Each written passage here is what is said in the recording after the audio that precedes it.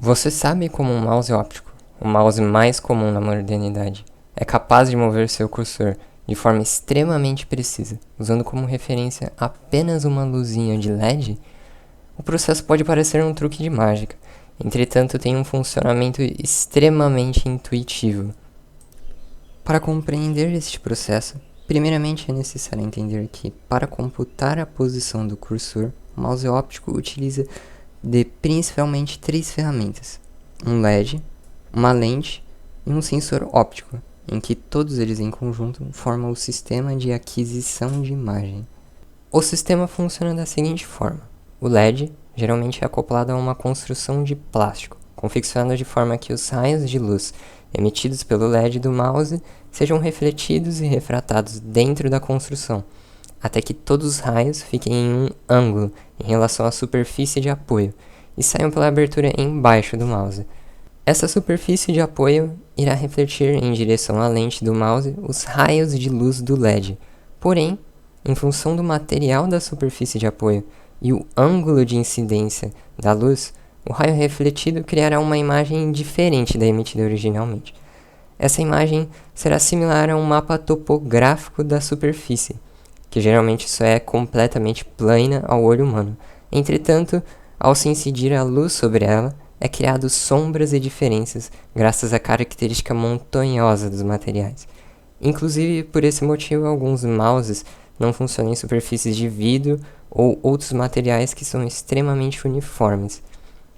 Essa imagem topográfica será direcionada ao sensor óptico pela lente, o qual será responsável por processar a imagem. O sensor possui uma certa área, que chamaremos de pixels da imagem, que depende de mouse para mouse. Além disso, ele é capaz de captar mais de 15.000 imagens por segundo, o que significa que consegue coletar uma grande quantidade de informações sobre como o usuário moveu o mouse em um intervalo de tempo minúsculo. Agora que as imagens foram adquiridas pelo sensor óptico, é o momento de processá-las em um sinal digital capaz de ser processado pelo computador.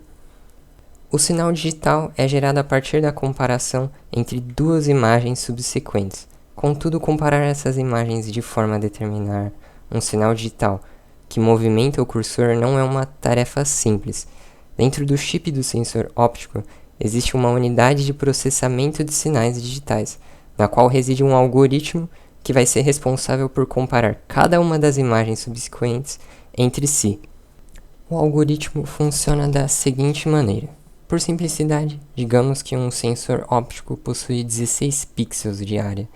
Cada uma das imagens terá vários pixels, com cada um deles tendo uma intensidade variando de 0, que é um pixel completamente preto, e 4095, que é um pixel completamente branco, com base na reflexão da luz do LED.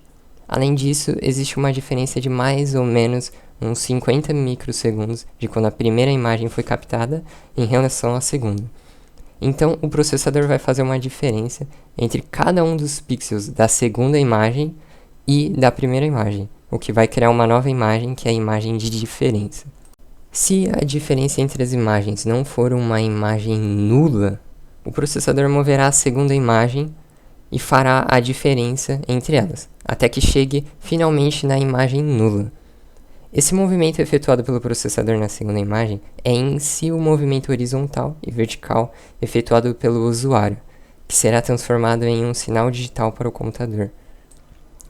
Esse algoritmo de comparação será realizado para todas as imagens captadas que, em sua totalidade, movem o cursor de maneira quase exata ao do usuário.